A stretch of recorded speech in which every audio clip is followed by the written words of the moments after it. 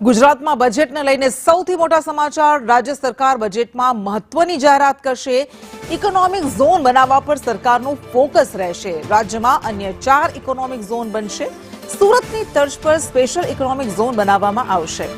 વધુ વિગત સાથે સંવાદદાતા હિરેન જોડાઈ ગયા છે। હિરેન, કઈ એ બાબતો છે જેના પર સૌથી વધારે ધ્યાન કેન્દ્રિત કરાશે બજેટમાં?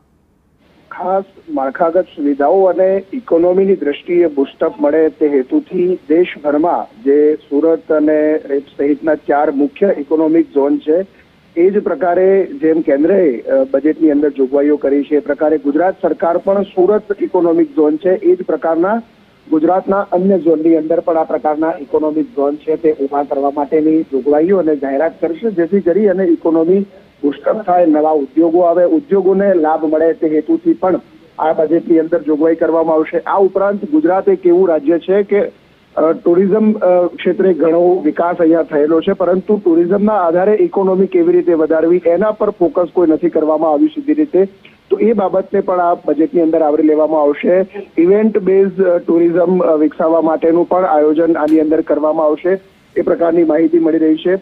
આ ઉપરાંત રોડ, રસ્તા અને ઇન્ફ્રાસ્ટ્રક્ચર માટે જે બજેટની જોગવાઈઓ અત્યાર સુધી કરવામાં આવી છે એ બજેટની જોગવાઈઓમાં વધારો કરી અને તત્કાલીન મુખ્યમંત્રીના સમયે જે સ્થિતિ ગુજરાતમાં રોડ રસ્તાઓ માટે જાણીતું હતું એ છાપ છે તે પરત ગુજરાતને મળે તે હેતુથી આ બજેટની અંદર એની પણ જોગવાઈઓ ક્યાંક જોવા મળશે। નવી મહાનગરપાલિકાઓ જે બનાવવામાં આવી છે તો નવા મહાનગરપાલિકાઓ અને શહેરી વિસ્તારોનો વિકાસ વધારે થાય એના માટેની જોગવાઈઓ આ બજેટની અંદર હશે। ઓવરઓલ જોઈએ તો ગત બજેટનું જે કદ હતું એના કરતા 10 થી 12% કદ બજેટનું આ વખતે વધશે અને મુખ્ય ફોકસ જે છે એ આ ઇકોનોમિક ઝોન, રોડ રસ્તા એટલે કે ઇન્ફ્રાસ્ટ્રક્ચર અને જે ટુરિઝમ છે આ 3 બાબતો ઉપર સીધી રીતે ફોકસ જોવા મળશે। જી, આભાર।